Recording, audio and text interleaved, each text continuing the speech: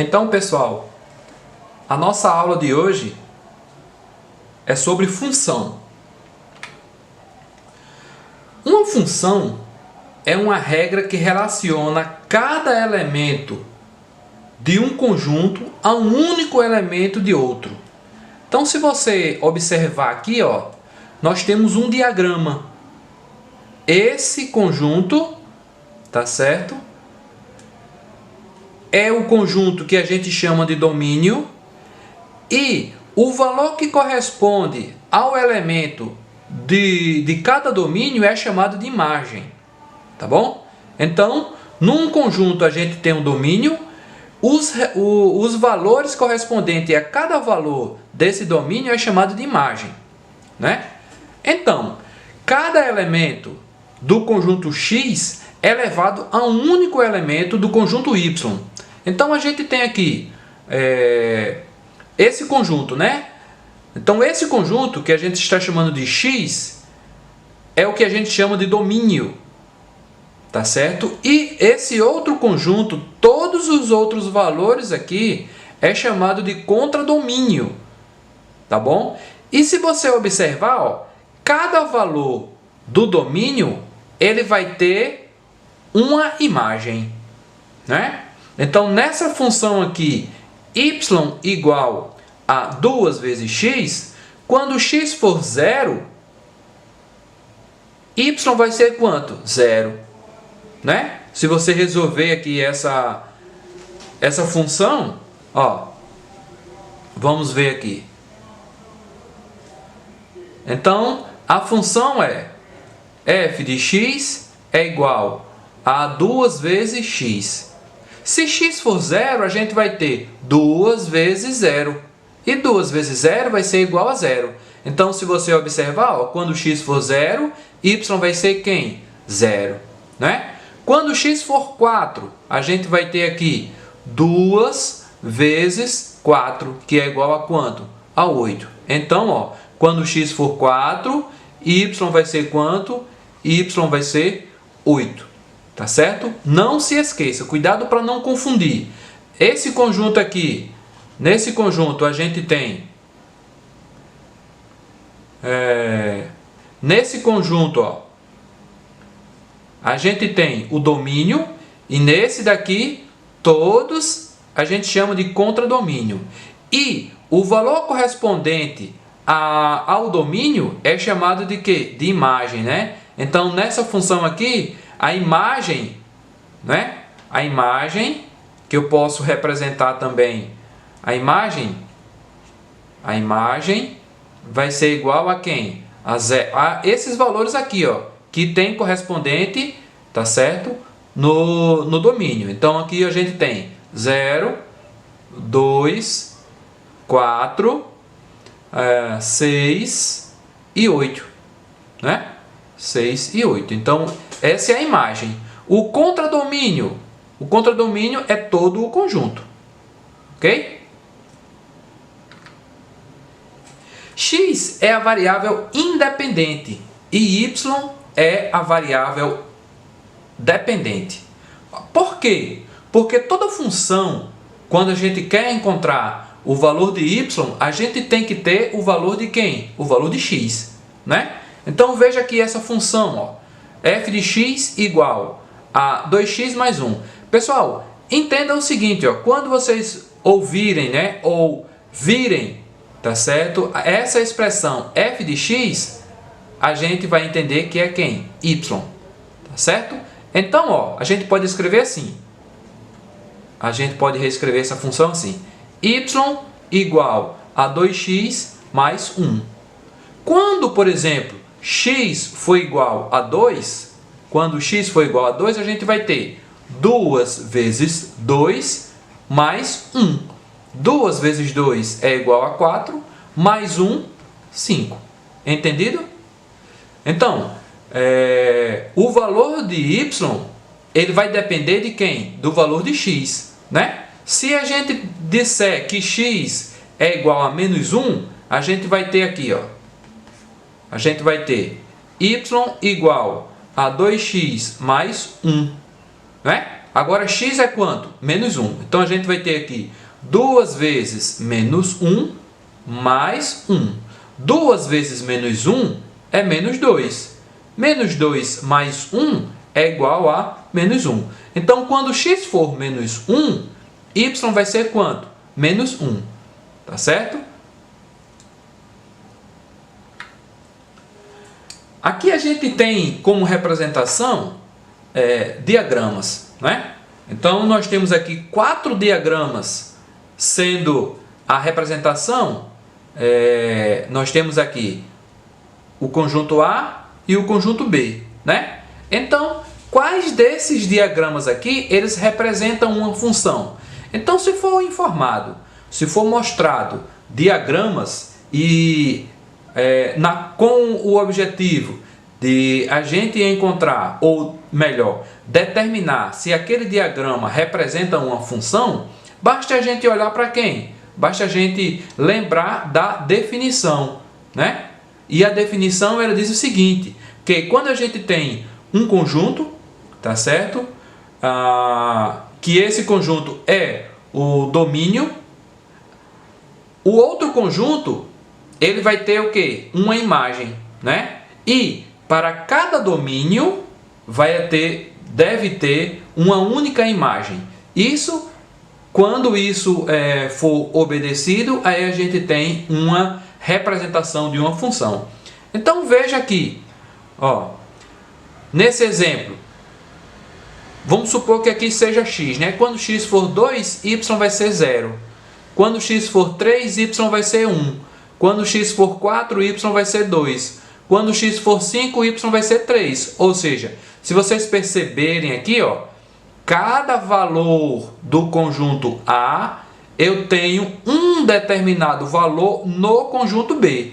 Agora, se eu quiser, por exemplo, então quando isso acontece aqui, a gente classifica esse diagrama como sendo um diagrama que representa uma função, né? Então aqui a gente tem uma função, certo? Então aqui, ó, uma função. Nesse outro exemplo aqui, veja, 2 tem um correspondente no conjunto B, né? Que é A. Melhor, todos os valores aqui do conjunto A, eles vão ser quem? Eles vão corresponder ao valor 0, né? Mas perceba, esse valor 2, ele tem um correspondente. O valor 5 tem um correspondente. O valor 10 tem um correspondente. O valor 20 também tem um correspondente. Tá certo? Então, a gente pode classificar aqui esse diagrama como sendo um diagrama que representa uma função. Tá certo? Aí você pode se perguntar, mas professor, todos os valores aqui do conjunto B é o mesmo. Isso pode acontecer? Pode. Pessoal, agora observa esse diagrama. O conjunto A, que representa o domínio, né? O valor numérico 4, no conjunto B, que é o contradomínio, a gente tem dois valores, ou seja, duas imagens para o valor 4, né? Então isso já é suficiente para a gente chegar à conclusão que esse diagrama ele não representa uma função, tá certo? Já esse outro aqui, ó, perceba, o contradomínio, que é o conjunto A, nós temos o valor 0, que não tem nenhum correspondente no conjunto B, ou seja, não tem imagem para ele, né? Então a gente chega à conclusão que esse conjunto também, esse diagrama, não representa uma função. Tudo bem? Como é que a gente faz para determinar se uma função, como é que se diz?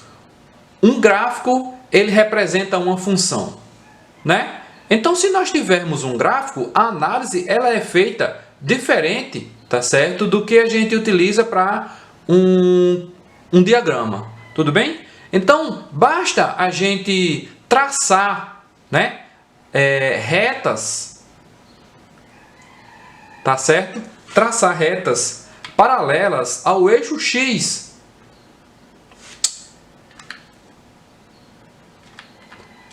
Traçar retas paralelas ao eixo X. Ó. Vou mudar aqui a cor da caneta, né, para ficar diferente aí ao valor que a gente tem. Então veja, se a gente traçar aqui o eixo X, ó, certo? Traçando aqui uma reta perpendicular ao eixo X, ó, vamos imaginar aqui, vamos considerar que aqui seja uma reta. Perceba, em quantos pontos, tá certo? Essa reta, ela tocou o gráfico da função. Ela tocou em apenas um ponto, né? Então, quando isso acontece, a gente chega à conclusão que esse gráfico ele representa sim uma função, né? Esse outro gráfico também aqui, ó, ele é parecido com esse, né? Só que é uma função afim crescente no caso, né? E esse daqui esse que eu acabei de marcar é uma função decrescente.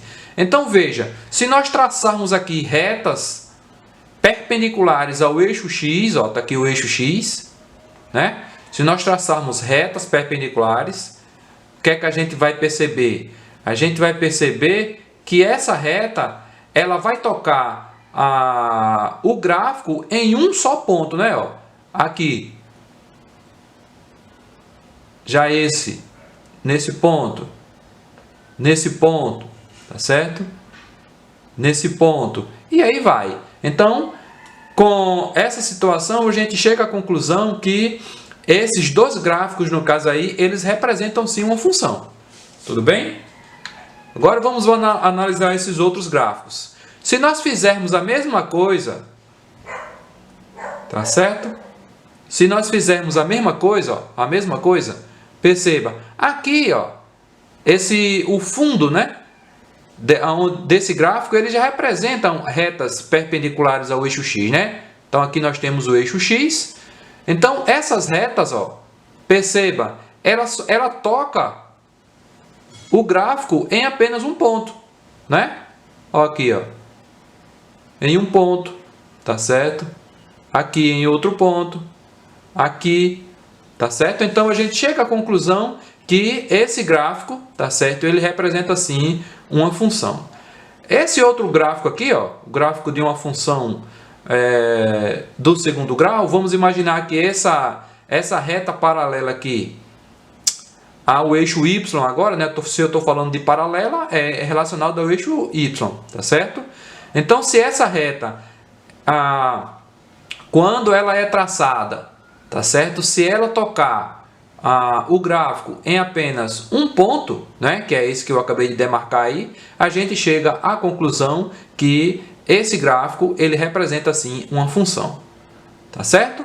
Agora veja esse outro aqui, ó. Vou mudar mais uma vez a cor da caneta, tá certo?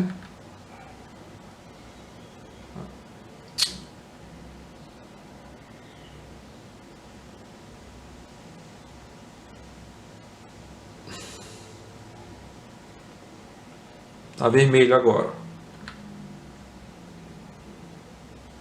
Então, quando a gente traça uma reta perpendicular ao eixo X, veja o que acontece. Então, essa reta perpendicular, ela tocou o gráfico em quantos pontos? Em dois pontos, né? Tocou aqui e tocou aqui. Tá certo? Então a gente chega à conclusão que esse gráfico aqui, ele não representa uma função. Tá certo? Então quando a gente precisa analisar se um gráfico ele representa uma função, a gente pode utilizar esse artifício para chegar à conclusão. Ok? Agora aqui a gente tem um exercício. Vamos lá resolver uns exercícios. Moacir está pesquisando o consumo de energia elétrica do modelo de televisor que tem em casa. Observe as anotações que ele fez. Com base nessas anotações, resolva as questões, né? Então as questões ela vem adiante. Então o gráfico que Moacir fez, ele mostra aqui o tempo, né, expresso em hora e o consumo da energia em quilowatt-hora. Então, o que é que a gente dá para tirar de conclusão aqui desse gráfico? Que a cada hora, ó, né? A cada hora, quando a TV ficar ligada durante 1 hora, o consumo de energia elétrica é 0,2 kWh.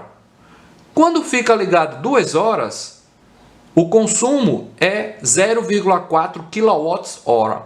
Quando fica 3, 0,6 kWh, né? Se você prestar atenção aqui, dá para a gente chegar à conclusão que a variação de cada hora que a TV fica ligada, né, a variação é de 0,2 kWh, né? 0,2 mais 0,2 dá 0,4, mais 0,2 dá 0,6, mais 0,2 dá 0,8, mais 0,2 dá 1 kWh, né? Então isso já é uma dica para a gente resolver o que se pede, né?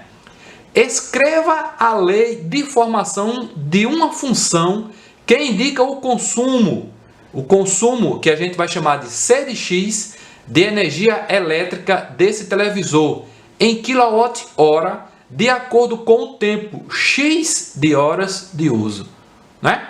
Então vamos lá.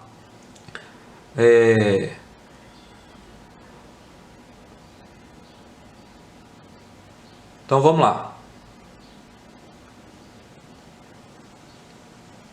Ele quer o quê? Uma função, né? Quer dizer, uma lei de formação. Então vamos lá. Ele quer que a gente utilize C de x. Então a gente vai C de x vai ser igual a quanto? O tempo ele vai ser expresso em hora, porque o que vai variar vai ser hora, né? Então x. E a gente percebeu que a cada hora o consumo da energia elétrica é de 0,2 kWh. Então, 0,2, né? Então, 0,2 vezes x, tá certo? 0,2 x essa vai ser a expressão, vamos escrever melhor aqui. Então, C de x vai ser igual a 0,2 vezes x, né? Então, x aqui, o que é que vai acontecer? Está relacionado com a hora. Então, dependendo da quantidade de hora, a gente multiplica por 0,2 e a gente vai achar o consumo, né? Então, vamos lá. Respondida aí a primeira questão. A segunda. Para que esse televisor consuma 1 kWh, quanto tempo ele deve ficar em uso? Esse valor aqui, 1 kWh, a gente já tem aqui, né? 1 kWh, né? Então a TV precisa ficar ligada quantas horas? 5 horas, não é verdade? Então a resposta, 5 horas. Certo? Então precisa ficar ligada 5 horas. Ok? Com base na resposta do item A, que é a lei de formação, no caso, né? Calcule o consumo de energia elétrica desse televisor em 12 horas, né? Em 12 horas de uso. 12 horas de uso, aqui é um E separado, ó. 12 horas de uso. Então, o que é que a gente vai fazer? Vai utilizar aqui a fórmula, né? Então, C de x vai ser igual a 0,2 vezes quanto? Vezes 12. Não é isso? 0,2 vezes 12. E vamos fazer aqui esse cálculo embaixo. 12 vezes 0,2. Né? 2 vezes 12 é quanto? 24, né? Todo número multiplicado por 0 vai dar quanto? 0, né? Então, 0 aqui e 0 aqui. Agora, a gente soma. Então, aqui vai dar 4 2 e 0. Está faltando a vírgula, ó, uma casa decimal, então uma casa decimal. Então aqui vai ser igual a quanto? A 2,4 kWh. É isso? E nessa outra? Sabendo que em certo mês Moacir calculou que esse televisor consumiu 30 kWh de energia elétrica, determine quantas horas o televisor teve de uso, né? Então, ó, a informação é que ele deu que o televisor consumiu, né? Ele quer saber quantas horas de uso a TV ficou ligada. Então, começando pela fórmula, ó, C de x é igual a 0,2 vezes x. X, no caso, é a quantidade de horas que é o que está procurando, né? Então, C de x é o consumo. Então, aqui a gente tem, ó, 30 vai ser igual a 0,2 vezes x. Então, se eu quiser descobrir quanto é x, eu vou pegar 30 e dividir para 2, né? Portanto, x vai ser igual a 30 dividido para 0,2, não é? Vamos fazer aqui esse cálculozinho, porque às vezes é uma divisão de números decimais e tem gente que ainda tem trabalho para fazer esse cálculo, né? Então, vamos lá. 30 dividido para 0,2. O que a gente deve fazer aqui é fazer com que esse número ele fique com o mesmo número de casa decimal desse. Ó. Tá certo? Então, basta escrever aqui uma vírgula e um zero. Então, quando eu faço isso, esse número ficou com uma casa decimal, ó, um zero depois da vírgula, e esse número tem uma casa decimal, o 2 depois da vírgula, né? Agora, a gente esquece a vírgula, né? Então, se a gente vai esquecer a vírgula, a gente vai ficar com 300 dividido para quanto? Para 2. E 300 dividido para 2 é igual a 150, né? 150 vezes 2 vai dar 300, né? Vai só restar 0. Então, o resultado aqui vai ser igual a quanto? A 150 horas, que foi o tempo que a TV ficou ligada durante esse mês. Tudo bem?